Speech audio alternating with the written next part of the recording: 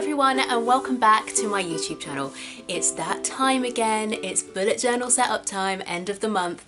But before we jump into my bullet journal setup, I just want to quickly tell you guys about I Am Viable. Not sponsored at all, just supporting a friend. But I Am Viable is a clothing company started by my friend Alex Long, who I've known since I graduated drama school. He's a really great guy. He started this company to help support performing arts workers at this difficult time, not only with an empowering slogan and message, but also through donating 50% of all proceeds to Acting for Others.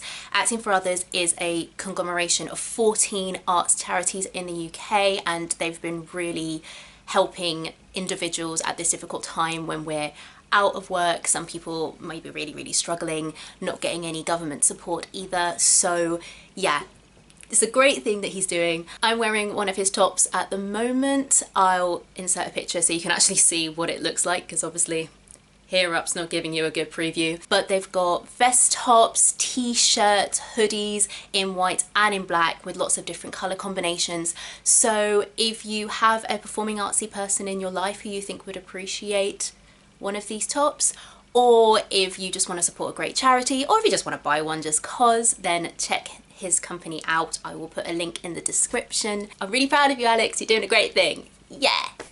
Supporting friends. But without any further ado, take a seat, grab a cup of tea or your beverage of choice, and let's get into it. Okay, so let's get started with this bullet journal setup for November. Only 2 more months of this terrible year to go. And the theme I've chosen for this month is tea and coffee, something nice and warming and soothing for the soul in these troubled times. And instead of doing a show of the week this week, I've decided to share with you some of my favourite songs to do with hot beverages. So we've got the classic Taylor the Latte Boy, a musical theatre cabaret favourite. We've got Coffee Break from How to Succeed in Business Without Really Trying. Anyone who's worked a 9 to 5 will know that feeling. And the ballad of, well, it's not really a ballad. It sounds like I was about to say the title. No. The title of the song is Starbucks, and it's all about finding that perfect resting job for us performers. It's very difficult, even more difficult during a pandemic, but I digress. I decided to move away from the washi tapes, give myself a little bit of a break, and it was actually quite fun doing a more doodly spread again. Luckily, there's quite a lot of bullet journal inspiration to do with coffee and beverages, so it's very easy for me to find doodles that I could do. I also kind of confined myself to only using browns, black, and white. So it's very monochrome, very minimalist, but I kind of like that aesthetic, especially after the busyness of my 2 washi tape spreads over the last couple of months. So we're starting off with my calendar layout as per usual. I feel like I've got to the point, if I wanted to, I could go back to having a 2-page calendar, but I think I'm just going to stick with 1 page for the rest of the year. And then next to the heading, I've got a quote from good old Uncle Iroh, the best uncle in cartoon history, which says, "Sharing tea with a fascinating stranger is one of life's true delights." And I couldn't agree more. Oh, Uncle Iroh, you're so full of wisdom. Onto my next page, we've got my monthly task list and my Spanish words list. My Spanish words list is going to be words to do with beverages, of course. I do know quite a lot of beverages already. Well, I say a lot. The 3 main ones, café, té, and chocolate caliente. I don't know many of the words to do with paraphernalia, you know, like teapot or cafetière. Well, I'm guessing it would just be cafetière because that's a French word. I don't know. So yeah, those are the words I'm going to be learning. I also decided to go with a horizontal rather than a vertical layout for this page, and I really like the way that looks. It just looks like it has more space. It can kind of breathe a bit more. Sounds kind of pretentious, but it just feels like there's more room. So I think that's something I might explore even more. I'll see how I go with using this spread. but I do prefer it, I think. Next, I've got my sentence of the week. For some reason, when I was setting up these spreads, drawing horizontal lines just wasn't working for me.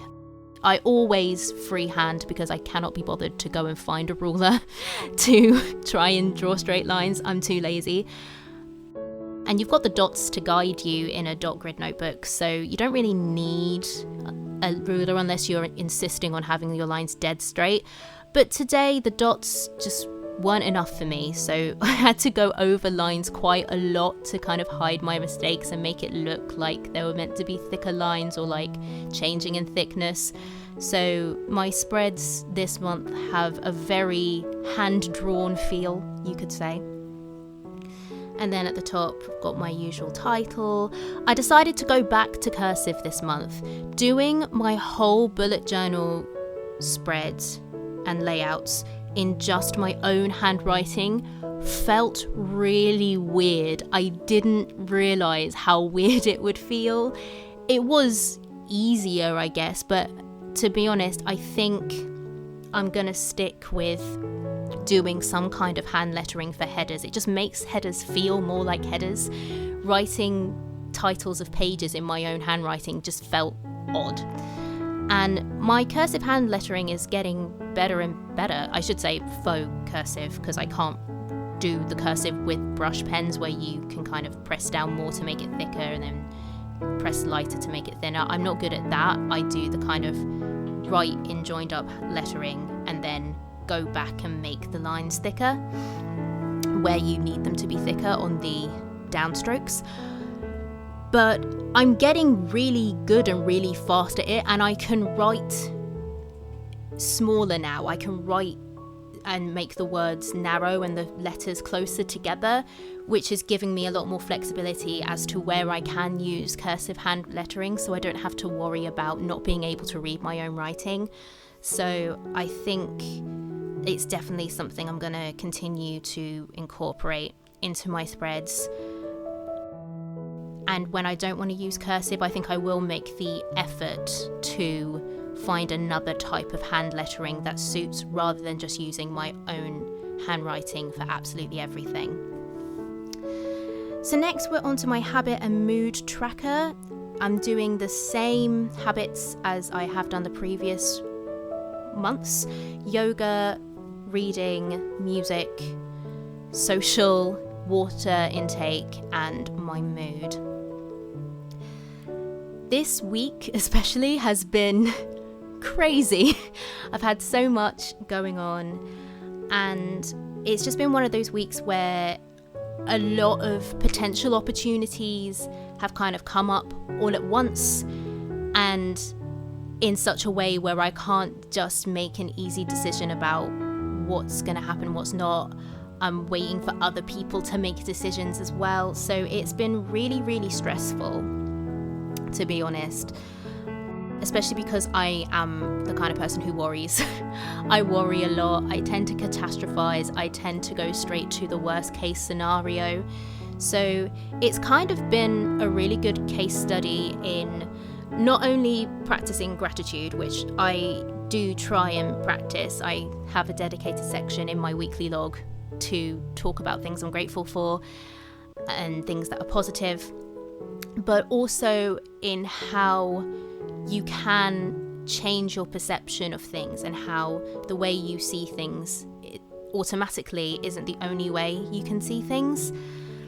It's something I kind of knew before, but I think this is just more so than ever kind of opened me up to that, especially me sharing my worries and my concerns with other people and hearing them say, oh, but that's amazing, this is really, really good, and being like, yeah, when you look at it in that way, it kind of is. I by no means think that, you know, you have to be positive all the time. If you've seen my It's Okay to Be Negative video, you will know that I am not a fan of the positivity police. I think negative emotions and negative feelings are important, and they're what make us human and let us know when things aren't great and help us in decision making. But I do also think that almost every situation there are a positive way you can look at it and a negative way you can look at it. And especially with me, when I know my default is to think about the worst that could happen and not see the positive side of things straight away, I think that's something that is important to remember. To a certain extent, you can choose to just worry about things, or you can choose to be like, okay, these are the good things about this situation. These things, yeah, it's not so great, and what can we do to change the not so great things or cope with the not so great things? But also, let's not forget that this good stuff is here as well. Next, I'm on to my idea spread. I'm liking having a brain dump page. I don't use it masses, but it's just nice to know it's there. And I think I'm getting more used to it being a resource. And especially because when I go to bed, I tend to have my bullet journal beside me, because the last thing I do before I go to bed is do my positives log in the evening and do my habit trackers. So there have been a couple of occasions when I've thought about something just as I'm falling asleep, and I've been able to quickly note it down in the idea spread.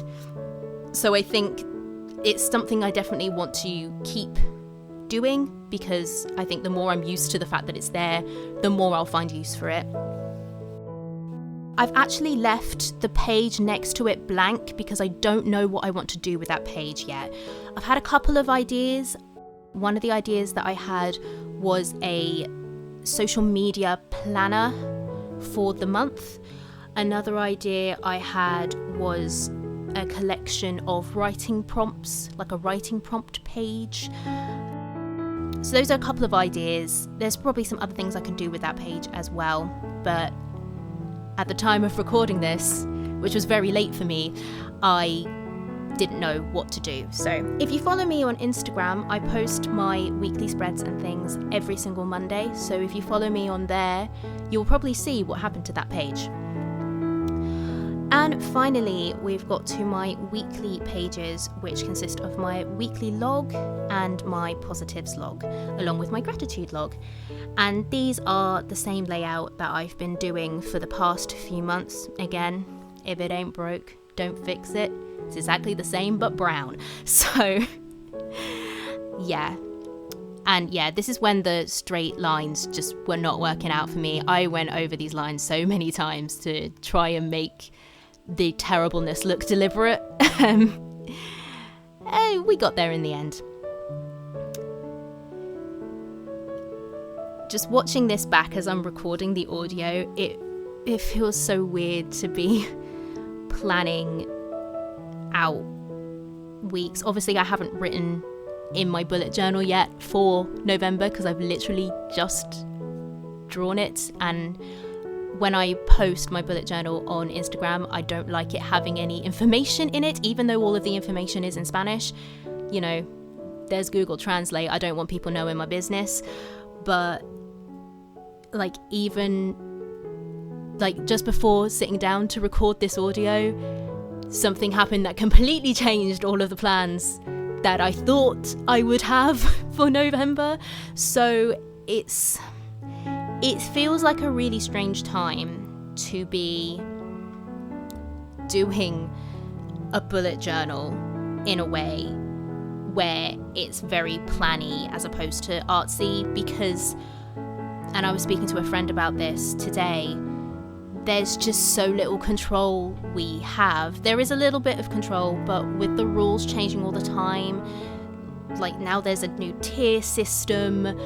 People are talking about lockdowns and breaking up households at Christmas if they break lockdown rules and stuff. It's, you know, who knows if the thing that you planned on doing will actually be able to happen.